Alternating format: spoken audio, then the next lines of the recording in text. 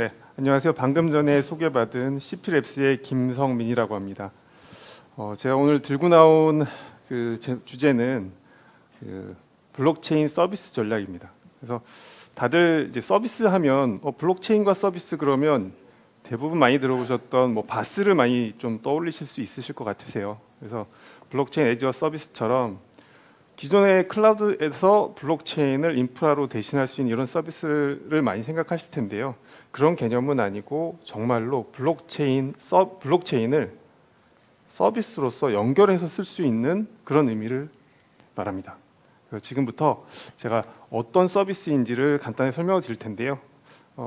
그 앞서서 제가 CPLabs라고 말씀을 드렸는데 다들 CPLabs 하면 다들 모르시는 분들이 많으세요. 저는 이제 이전에 2년 전까지만 해도 저희 회사는 코인플러그라는 이름으로 불렸습니다. 코인플러그 하면 다들 뭐로 많이 기억하시냐면 블록체인의 특허. 전 세계 예전에는 전 세계 1위도 한번 1위인 적도 기간이 있었습니다만 블록체인에 대한 특허를 많이 보유한 기업으로 많이 알려져 있습니다. 그래서 저희는 2013년도에 창업을 해서 벌써 한 12년 정도 된 것 같습니다.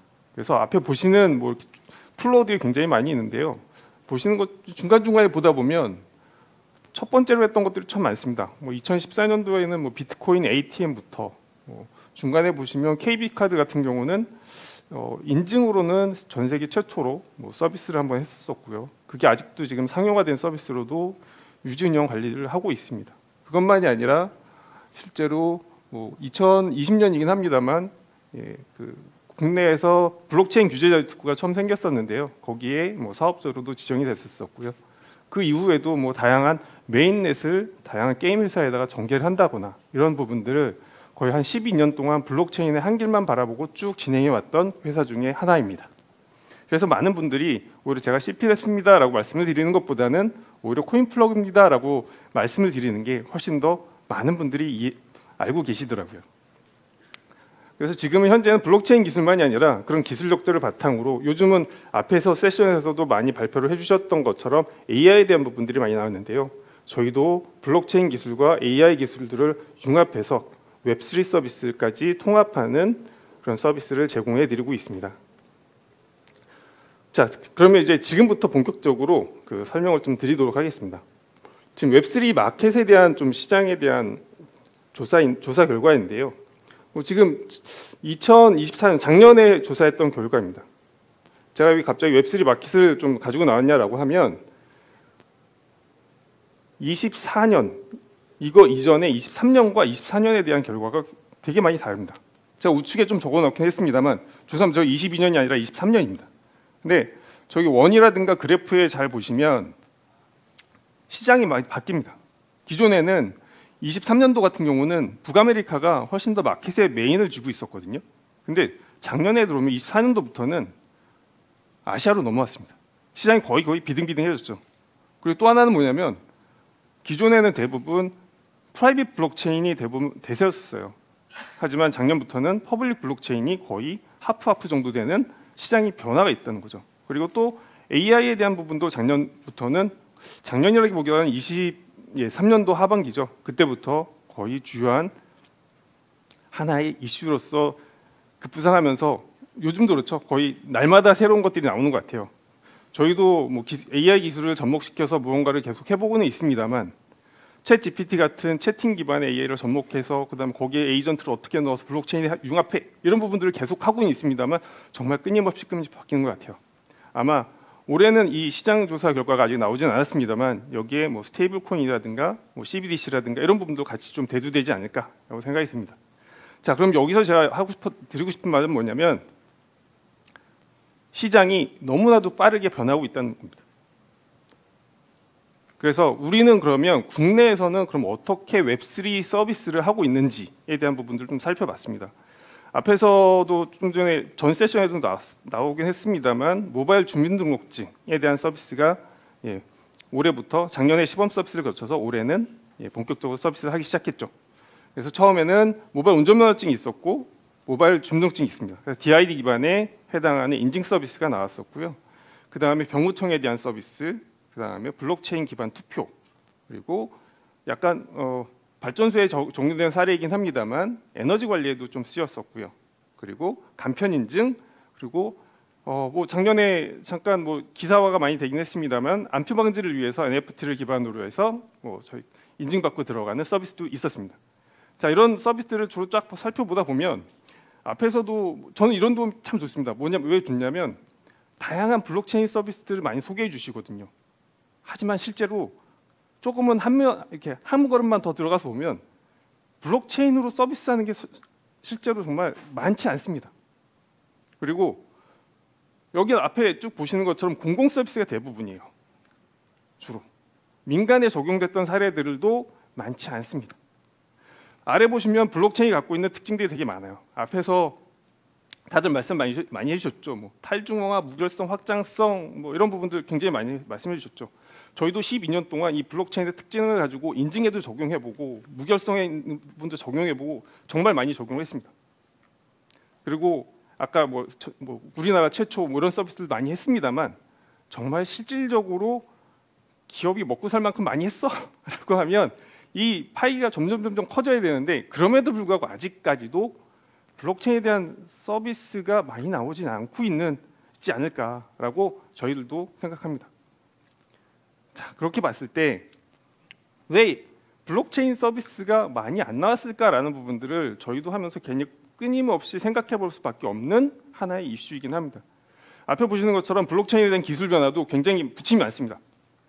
뭐 2013년도 뭐 이전에 뭐 비트코인 나왔던 거는 그 이전이긴 합니다만 2014년부터 뭐 이더리움 나오면서 스마트 컨트랙, 뎁, ICO, NFT, 디파이, 뭐 그다음에 이자 농사, NFT, 메타버스 쭉 부침이 있었고, 뭐 2020년도 같은 경우는 갑자기 투자에 대한 붐이 좀 일어서 막 훅 또 친 경우도 있었었고요. 이런 기술적인 변화도 엄청 많습니다. 그럼 이런 기술들을 다 쫓아가면서 서비스 어떻게 반영할 것이냐? 라는 부분들도 되게 고민이 많이 들 수밖에 없는 부분입니다.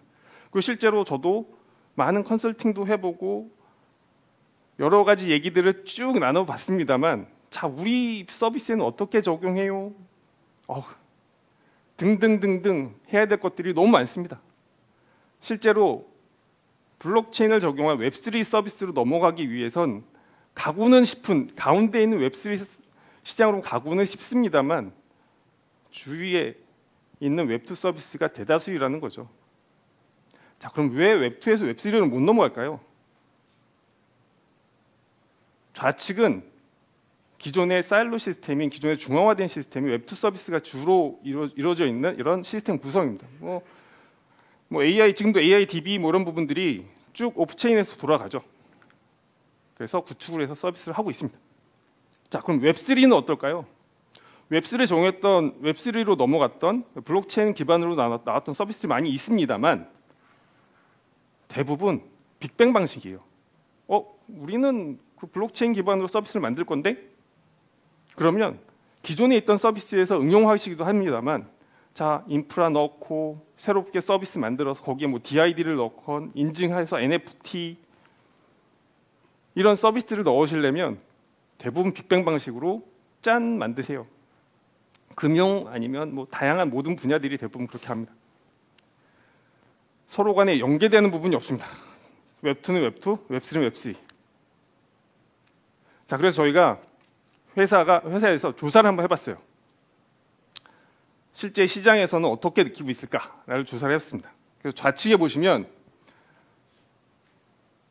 블록체인을 도입했을 때 어떤 기대 효과가 있을 것 같으세요?라는 거를 웹2 기업 쪽에다가 많이 물어봤습니다. 근데 뭐 이렇게 좋은 얘기들이 많이 있습니다. 그래서 근데 중요한 건 오른쪽인 것 같아요. 왜 도입이 어려울까요? 라는 질문입니다. 다들 생각하시는 것들이 비슷하실 거라고 생각합니다. 자, 읽어보면 웹3의 기술의 이해가 어렵다. 앞에도 보셨던 것처럼 기술이 계속 나오고 있는데 자, 우리가 갖고 있는 서비스는 어떤 기술을 적용해야 돼? 그리고 국내 유수한 기업들이 많이 있긴 있습니다만 자, 이더리움, 비트코인 대부분 자, 기술은 해외에서 많이 들어오죠. 그래서 해외 기술이라서 좀 어렵다라는 부분들도 있고요. 그 다음에 우상단에 보시면 담당하는 팀이나 전문가가 없다. 자, 이거 구축하려면 블록체인을 알아야 되는데 블록체인은 인프라, 그럼 인프라 말고도 그 이외에 뭐 스마트 컨트랙트, 거기에 뭐 NFT는 어떻게 구현하는 거며, 뭐 인프라에 대한 시스템 구성, 기타 등등에 대한 부분들을 다 알고 있는 내부의 전문가가 없다는 거죠. 그 기업은 웹2 기업인데도 불구하고요. 자, 지금 보시는 것처럼 웹2 기업이 아니면 기존에 있는 서비스가 블록체인을 적용하기 위해서 필요한 부분들을 생각해 보시면 하드웨어부터 필요합니다. 자, 클라우드를 쓴다라고 하면 클라우드에 인스턴스를 마련을 해야겠죠. 그럼 인스턴스를 얼마만큼? 자, 블록체인은 노드가 많습니다. 아시는 것처럼 노드 기존에 있었던 HA 구성으로 해서 뭐 듀얼로 이런 구성이 아니잖아요. 노드도 있어야 되고요. 거기에 대한 뭐 모니터링도 있어야 되고요. 하물며 퍼블릭을 쓴다라고 하면 퍼블릭에 스마트 컨트랙을 어떻게 올려야 돼? 라는 부분도 있을 겁니다. 그리고 그것만이 아니라 자, 구축을 해놨어요. 그 인프라에 대해서 어떻게 유지 운영 관리해야 되는지도 끊임없이 고민하실 수밖에 없습니다. 계속 비용이 발생할 수밖에 없는 부분들일 거고요. 거기에 자, 기존에 있는 서비스에 넣으려면 여기에 대한 이제 기술에 대한 이해도 필요하고요. 거기에 대한 끊임없는 유지 운영 관리에 대한 부분도 계속 일어날 수 없는 부분들이, 이런 부분들이 자, 블록체인을 적용하고 싶어도 적용할 수 없는 큰 허들로서 있을 수밖에 없더라고요. 그래서 저희가 조금은 블록체인을 다른 기업보다는 조금 더 먼저 해서 가지고 있었던 경험을 바탕으로 어떻게 하면 좋을까?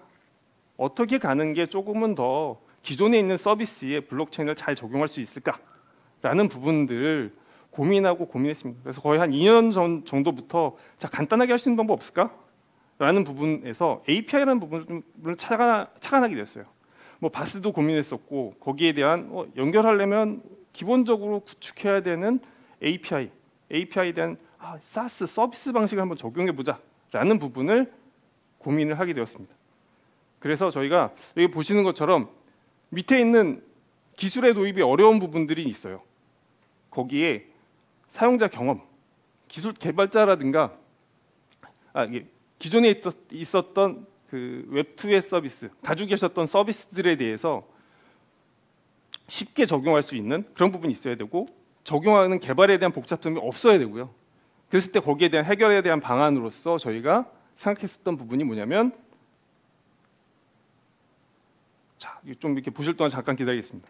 좌측엔 기존에 있었던 서비스라고 보시면 됩니다. 뭐 지갑부터 사실 저희 뭐 블록체인 서비스 하려면 먼저 제일 필요한 게 지갑입니다. 자, 계정이죠. 뭐 보면 다양한 지갑들이 많이 있습니다. 뭐 메타마스크부터 해서 막 있는데 나에 대한 키 관리는 어떻게 해야 되고 자, 그거 잊어버리면 어떡하지? 그럼 그 서비스를 이제 블록체인 서비스를 하려면 그 지갑이 있어야 되는데 지갑 먼저 만드는 것부터 허들이죠. 자, 그런 것 원래부터 뭐 투표를 한다거나 아니면 뭐 회원 관리, NFT 티켓을 만든다거나 이런 부분들을 자, 블록체인에다가 도입할 때 간단하게 API만으로 할 수 있게끔 해보자. 자, 블록체인을 선택하고 API만 연결하면 블록체인에 해당하는 서비스를 만들 수 있는 거를 만들어 보자라고 해서 가운데 있는 저희가 웹2x라는 플랫폼을 만들게 되었습니다. 그래서 이 플랫폼에 대한 특징이 뭐냐? 밑에 보면 블록체인에 대한 구축이 없이도 스마트 컨트랙에 대한 개발을 하지도 않으셔도 되고요. 자, 다양한 기존에 있었던 블록체인을 쓰기 위한 키 관리, 그 공개 키 기반이죠. PKI 기반에 해당하는 키 없이도 그런 키를 관리하지 않아도 지갑 생성을 간편하게 해서 API 호출만으로도 블록체인을 적용할 수 있는 이런 서비스를 만들게 되었습니다. 자, 그럼 이런 서비스가 기존 서비스는 어떻게 다르냐? 뭐 좌측에 보시면은 뭐 블록체인 플랫폼부터 트레이싱 만들고 뭐 기존 서비스에 대한 부분들을 구축하는 방식이 있는 반면에 자, 우측에는 기존 서비스에 뭐 패스키나 기존에 인증하던 방식을 그대로 적용을 하시면서 API만 호출해서 쓰는 이런 방식으로 적용할 수 있게 되었습니다. 자, 그렇게 되면 어떤 기능들이 있는지를 지금 간단하게 설명을 드릴 텐데요. 이 부분은 조금은 더 뭐 기술적인 부분이어서 뭐 이후에도 조금은 더 궁금하신 부분들을 저한테 문의 주시면 제가 자세하게 설명을 드릴 수 있도록 하겠습니다. 크게 6가지 기능을 저희가 제공하고 있습니다. 첫 번째로는 아까 잠깐 말씀드렸던 것처럼 인증에 대한 부분입니다. 좌측에 보시면 기존에는 뭐 EOA 키 방식을 써가지고 퍼블릭 키 이렇게 지갑을 만들 때 보면 백단에 보면 키가 생성이 되죠. 그런 키를 굳이 생성하지 않으셔도 저희는 이제 계정 추상화라는 이더리움의 계정 추상화라는 기술을 녹여냈습니다. 그러다 보니 기존의 서비스에서 사용하시던 인증 방식 그대로, 뭐 메일 인증이든 아니면 패스키 인증이든 이런 인증 방식들을 그대로 쓰시면서도 블록체인 서비스를 백단에서 지갑도 만들고 키도 만들어지는 이런 서비스를 제공할 수 있게끔 되었고요. 그리고 두 번째로는 이거는 트랜잭션이라는 기능인데요.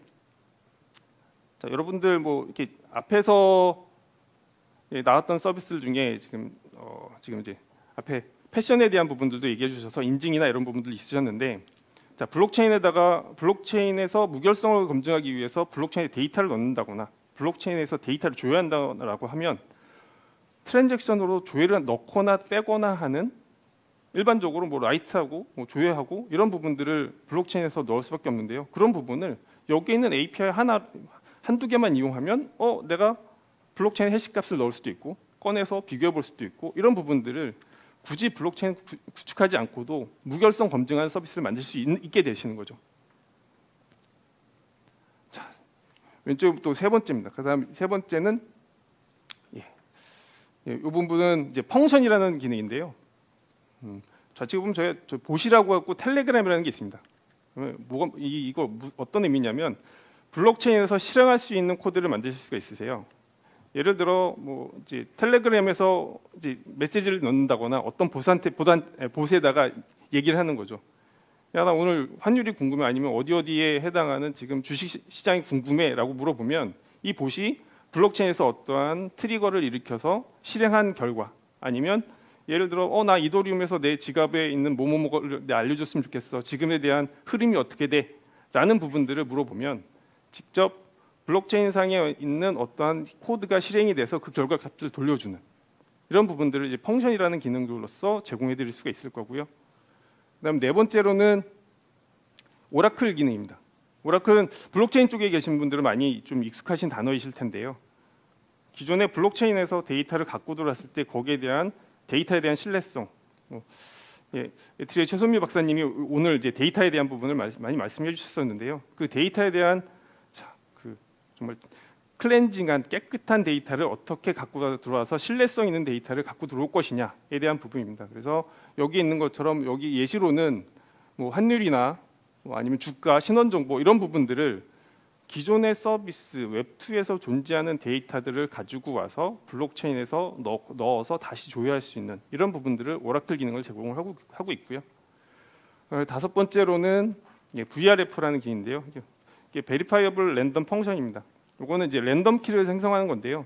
뭐 조금은 더 쉬운 예로는 요즘 게임산업진흥법 때문에 이제 게임 좋아하시는 분들은 아이템들 많이 이렇게 받으실 수 있으실 거예요. 근데 그 아이템에 대한 부분이 랜덤하게 나오기 때문에 여기에 대해서도 투명하게 관리를 해야 된다라는 게 게임산업진흥법에서 나오고 있는 얘기인데요. 그 부분을 블록체인에서 랜덤으로 펑션을 값을 생성해서 제시하는 이런 것들도 제공해드리고 있습니다. 그리고 맨 마지막으로는 CCMP라고 해서 블록체인도 보면 여러 개 지금 뭐 대부분 구축하시고 계시는 이제 만약에 블록체인 서비스라든가 이미 구축하셨거나 아니면 앞으로 구축하실 서비스들이 블록체인을 대부분 하나만 사용하세요. 하지만 자, 이게 향후에도 그럴까요? 대부분 지금 블록체인이 어려운 부분이 디펜던시가 너무 강해요. 하나만 하는 거죠. 사실 브릿지라는 이제 뭐 약간의 토큰이나 코인 같은 경우는 브릿지에 있어서 이제 보안 문제들이 많이 발생하고 있습니다만, 자, 데이터들에 대한 부분들까지도 그렇게 갈 것이냐? 근데 이 한 개에 대한 체인에서만 이런 종속성이 있으면 이 향후의 서비스의 확장이라든가 확대가 되게 어렵겠죠. 그거를 방지하기 위해서 체인끼리도 메시징을 서로 간에 크로스 체인 메시징 프로토콜이거든요. 그래서 A라는 체인에서 B라는 체인도 다 쓸 수 있도록 하는 그런 프로토콜을 제공하고 있습니다. 이렇게 해서 총 6개에 대한 기능들을 주로 제공하고 있는데요.